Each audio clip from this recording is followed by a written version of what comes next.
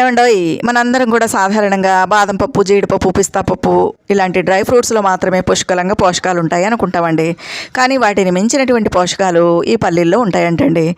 ఎందుకంటే పేదవాడి dry fruits ఏంటంటే ఈ పల్లీలు అనమాట. ముఖ్యంగా వీటిని తినడం వల్ల డయాబెటీస్ కంట్రోల్లో ఉంటుందంటండి. మహిళలకి, చిన్నపిల్లలకి ఇవి చాలా మంచిదంట. గర్భాశయం ఆరోగ్యంగా ఉండేలా చేస్తుందంటండి. ఇంకా అండాశయంలో ఏమైనా సిస్టులు ఉంటే అవి తగ్గిపోతాయంట. ఇంకా పోలిక్ యాసిడ్ ఉంటుంది కాబట్టి గర్భిణీ స్త్రీలకు చాలా మంచిదంటండి. ఈ పల్లీల్ని పిల్లలకు పెడుతూ ఉంటే వాళ్ళ మెదడు పనితీరు బాగుంటుందట, జ్ఞాపక శక్తి కూడా పెరుగుతుందంటండి. ఇంకా వీటిలో యాంటీ ఆక్సిడెంట్స్ ఉంటాయి కాబట్టి వృద్ధాప్యం తొందరగా రాకుండా, శరీరం ముడతలు పడకుండా యవ్వనంగా ఉండేలా చేస్తుందట. ఇంకా మన గుండె ఆరోగ్యంగా ఉండడానికి, గుండెపోటు బారిన పడకుండా ఉండడానికి కూడా ఈ వేరుశనగలు మేలు చేస్తాయంటండి. వీటిని తినడం వల్ల తొందరగా బరువు కూడా తగ్గుతారంట. వీటిని నానబెట్టుకుని తింటే ఎలాంటి అలర్జీలు రాకుండా ఆరోగ్యంగా ఉంటారంటండి.